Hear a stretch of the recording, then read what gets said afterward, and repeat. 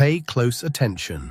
There is a command, a single phrase that, if said correctly, just once, activates a force within you capable of rewriting your reality. But there is a crucial warning. You can never, under any circumstances, repeat this command. Repeating it is the same as cancelling the order and nullifying all its power. This isn't about the law of attraction, positive thinking, or anything you've ever seen. It's a technology of consciousness, known to the ancient Egyptians as the Thoth Command, designed to instantly activate your monad, your divine spark. Most people spend their entire lives begging the universe for change, unaware that they possess the administrator password. Today, I'm going to give you that password. I'm going to show you the exact step-by-step process of how to execute this unique command, why repetition is poison, and what the final seal is that makes your order irreversible. If you're tired of waiting and ready to take command, stay with me until the end, because what you're about to learn could change everything. Don't use pre-written phrases. Go to the comments and declare in your own words what new reality you are creating for your life from today onward. Write it down and make it happen. The secret code of reality. At the heart of everything you experience, there is a hidden language, a source code that not only describes reality, but actively constructs it. We have been conditioned to believe that we are mere players on this vast cosmic chessboard, reacting to pieces moved by an external force, always hoping that luck will favor us or that our prayers will be answered by some distant entity. But that's the story they told you, so you'd never discover the truth. The truth is, you're not the player. You're the programmer. Ancient mystery schools, long before our modern science, understood this. They didn't speak of gods on golden thrones who needed to be flattered, but of an immanent force, a divine spark residing at the core of every human being. They called it the monad, the fragment of the whole, the silent observer with the power to collapse reality. They saw it as the system administrator with unrestricted access to rewrite the script of one's own life. I know that discovering you have this level of access can be intimidating. It's like sitting in front of a supercomputer without the instruction manual. To ensure you execute the correct commands and don't crash your system, I've prepared a definitive technical guide to accessing the monad. This security manual is ready and available at the link below. But what we are about to unveil together today has nothing to do with asking, begging, or passively waiting for a miracle. It's about something much more direct and powerful: accessing the command terminal of your personal universe. Your life is not a random event that happens to you. It is a mirror that reflects, with absolute precision, the orders you issue, consciously or unconsciously. Most people issue orders of chaos, lack, and limitation, and then wonder why life is so difficult. The first step to turning this around is to stop behaving like a cosmic beggar and assume your rightful position. This shift in attitude isn't an achievement. It's not something you need to fight to obtain. It's an awakening. It's the remembrance of who you truly are, beneath all the layers of conditioning, fear, and doubt that have been imposed upon you since birth. The authority to shape your reality has always been there, dormant, waiting for your recognition. The journey to reclaim this power doesn't begin with the battle cry, but with the profound stillness of someone who finally understands the rules of the game. And the first rule is that the universe doesn't respond to wishes. It responds to decrees. From the moment you understand this, the dynamics of your existence are reversed. You cease to be a leaf in the wind and become the wind itself. The problems that once seemed insurmountable mountains reveal themselves as mere blocks of clay waiting to be molded by your hands. Life ceases to be a sentence and transforms into a blank canvas. The question is no longer what will happen to me, but rather what will I create now? This is the fundamental transition from victim to creator, from beggar to sovereign. However, this newly awakened authority needs a channel to express itself, a way to translate intention into manifestation. It's not enough to simply feel the power, you need to know how to apply it. The secret to activating this creative force lies not in complex rituals or secret knowledge kept under lock and key. It resides in something you use every day, but have never been taught how to use correctly. And most people who try to use this tool, even with the best intentions, end up generating more chaos, trapped in a cycle of unrealized potential, like a powerful engine spinning in vain without ever moving forward. This feeling of unrealized potential is one of the greatest frustrations of the spiritual journey. Many people dedicate years to meditation, visualization, and cultivating positive thoughts. They feel filled with vibrant energy, a deep connection, but when they open their eyes, the reality around them remains unchanged. The bills keep coming, relationships remain complicated, health remains fragile. Why does this happen? Why does so much energetic effort seem to produce no tangible results in the material world? The answer lies in a crucial distinction that few understand. Imagine you have a race car, a super powerful machine. You get in, start the engine, and the sound is deafening. The car shakes, the engine heats up, an immense amount of energy is being generated. You could stay there for hours, feeling the power of the engine, vibrating with the machine's might. But if you don't engage a gear and don't step on the accelerator, you won't go anywhere. You'll remain exactly in the same spot in the garage, burning fuel and generating heat, but without any real movement. The positive vibration, the intention, the elevated feeling, all of that is the engine running. It's the potential, but it's not the action. Matter, by its very nature, is inert, lazy. It tends toward a state of lower energy, chaos, and disorganization. For it to organize itself into complex and ordered forms such as perfect health, abundant prosperity, or harmony in relationships, it needs to receive instruction, a clear and direct order. The universe does not operate based on vague feelings or diffuse intentions. It is a precise system that responds to specific commands. What ancient traditions, from Egypt to Greece, called logos or the creative word, is nothing more than the understanding of this command language of reality.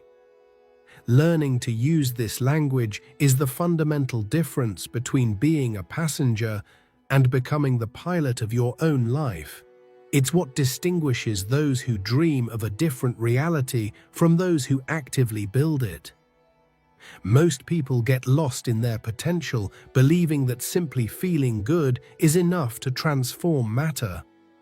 They keep the engine of their intentions roaring loudly, but never learn to engage the gear. They live in a state of almost there, of perpetual potential that never translates into actual power. The real power lies not in vibration, but in the directed application of that vibration.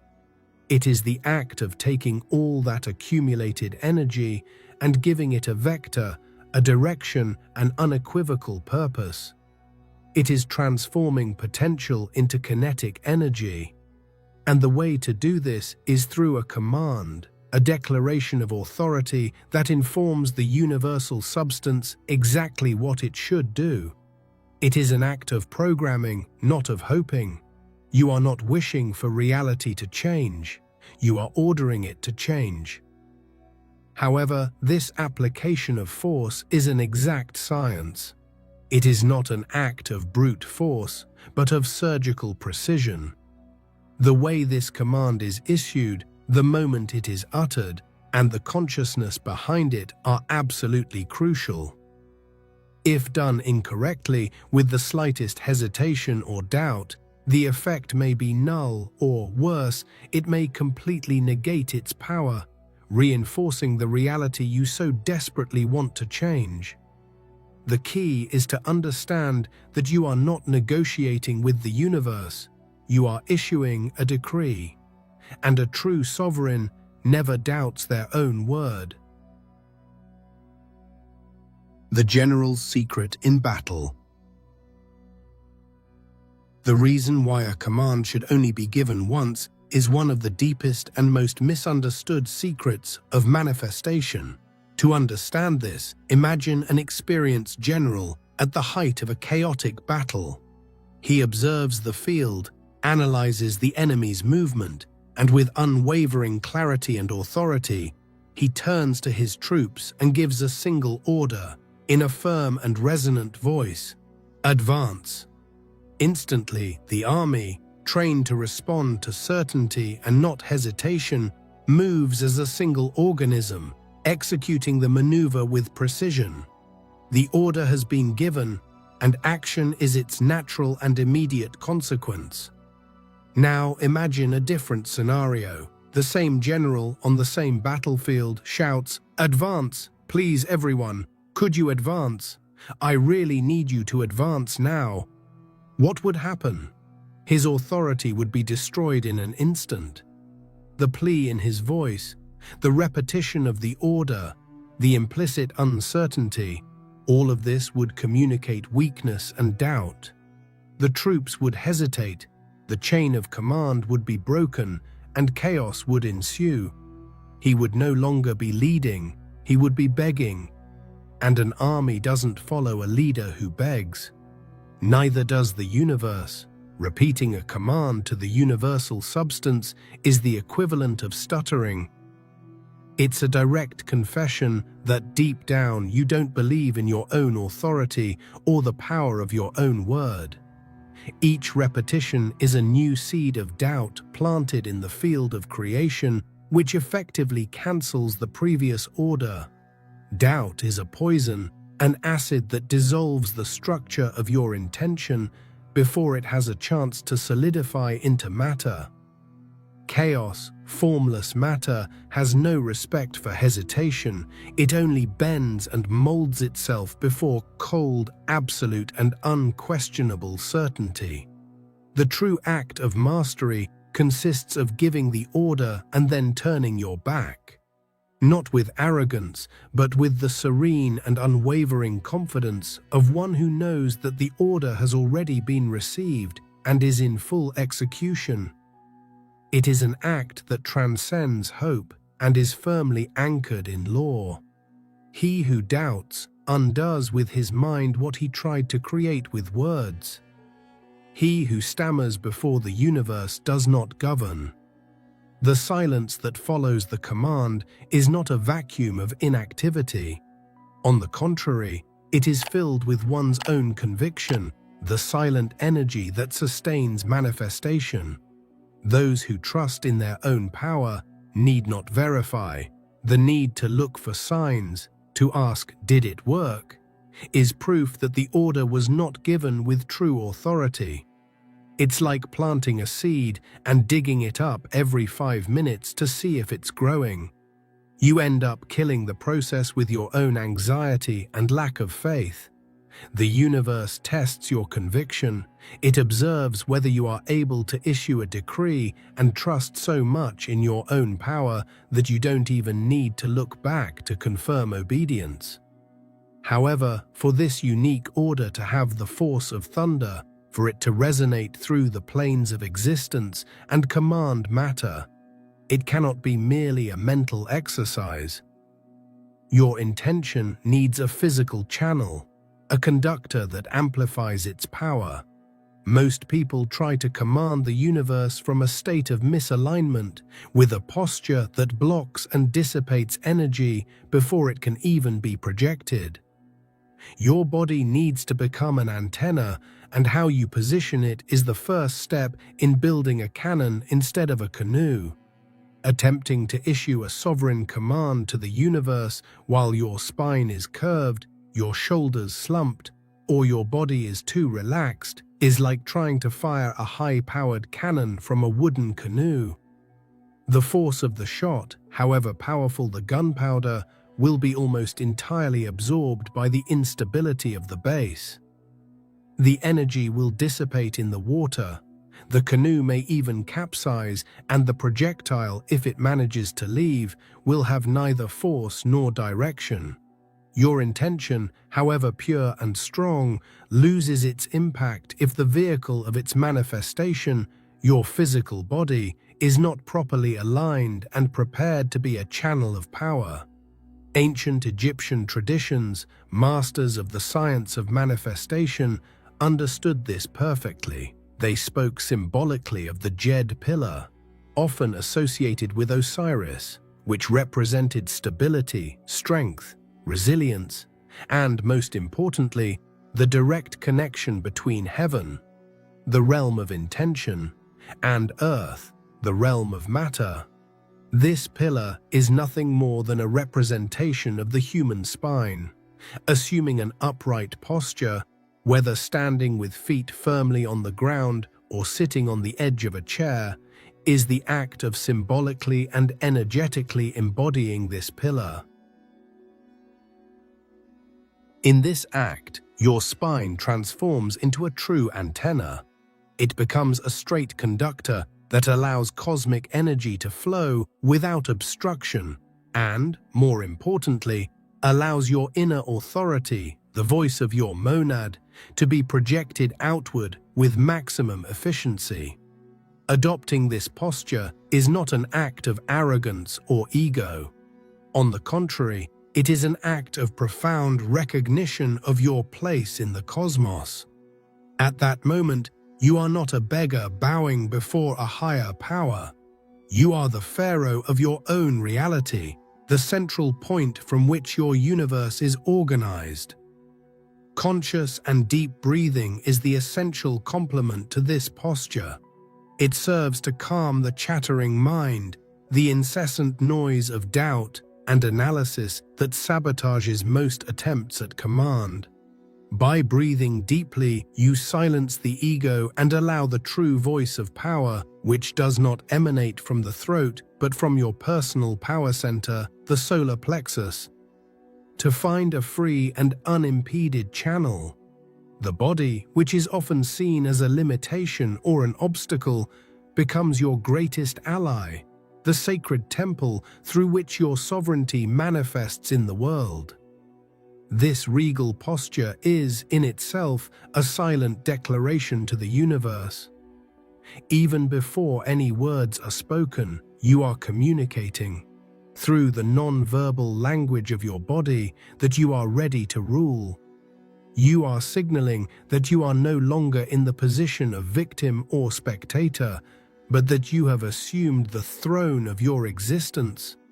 It is an alignment that says, I am here, I am present, I am in command.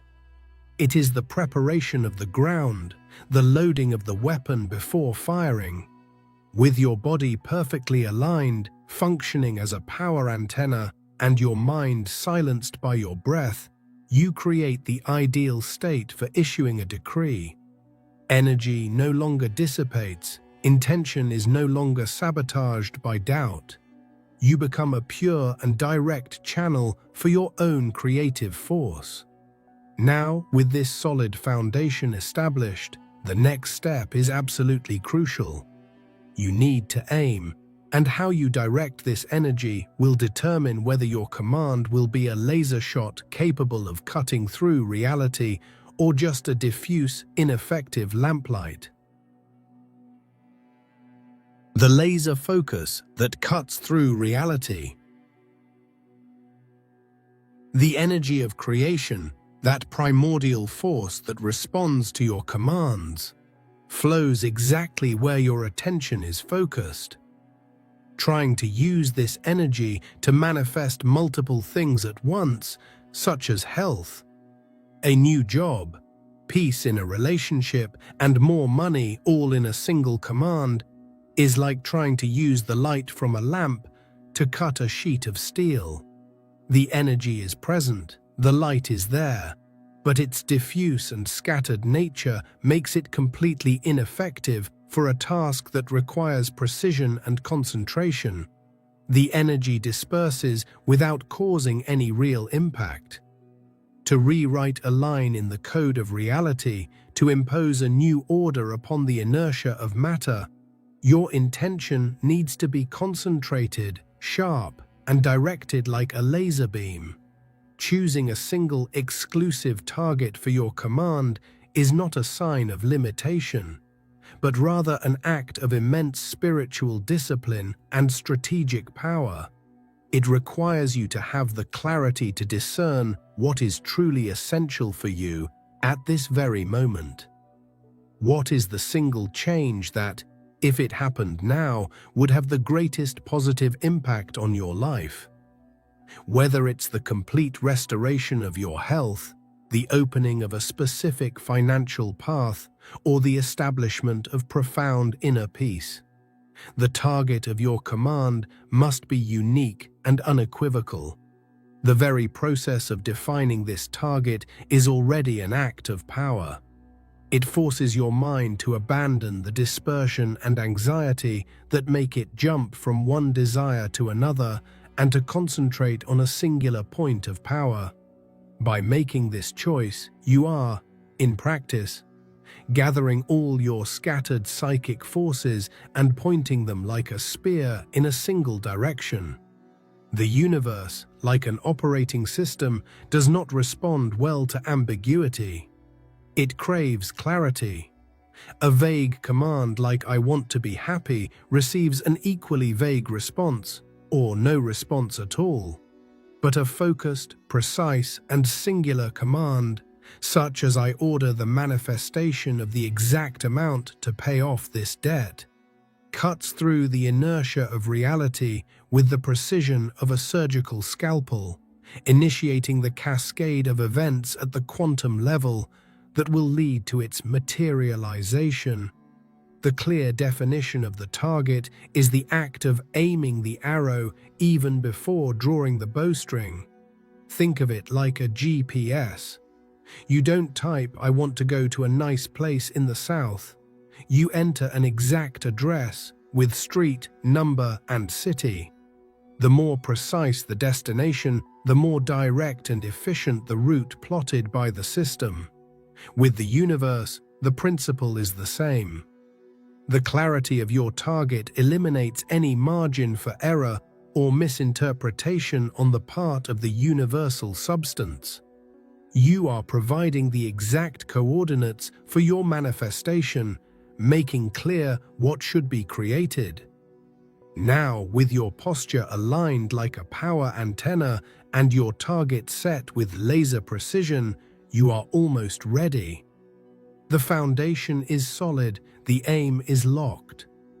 All that's missing is the projectile, the words of power, the exact formula that acts as the system administrator password, the ignition key that finally sets all this energy in motion.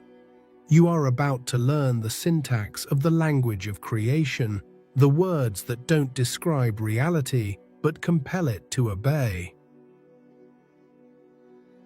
Words that force reality to obey. The language the universe understands is not that of pleading, negotiation, or hope. It is the language of declaration, decree, and unquestionable authority.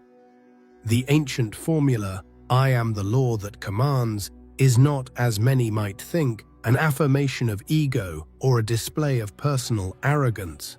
It is the technical recognition of a cosmic function.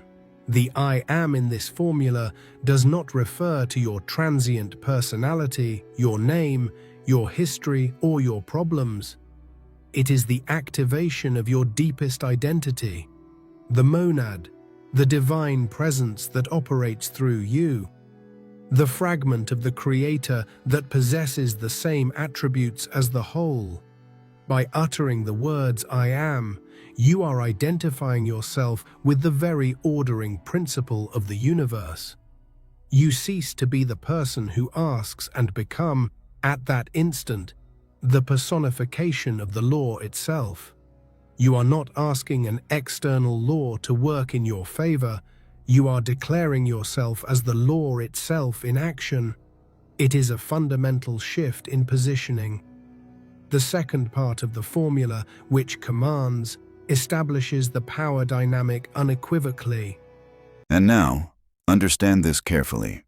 Thoth never called it a prayer. He never called it belief. He called it a command. Not a command spoken outward, but a frequency stabilized within. Because the monad does not respond to begging. It does not respond to emotion. It responds only to coherence. When your breath, attention, and inner stillness lock into alignment, something ancient awakens. Thought collapses, time loosens its grip, and the split between observer and observed dissolves. This is why the command was forbidden. Not because it was dangerous, but because it made intermediaries obsolete. Once the monad is activated, you no longer ask reality to change. Reality reorganizes around you, not through force, not through desire, but through resonance. The hidden frequency was never hidden in temples or texts. It was hidden in your silence. And the moment you stop seeking it, the moment you stop trying to activate it, you realize it was already listening. You were never meant to worship the power. You were meant to embody it. And when the command is finally remembered, the universe does not answer. It obeys.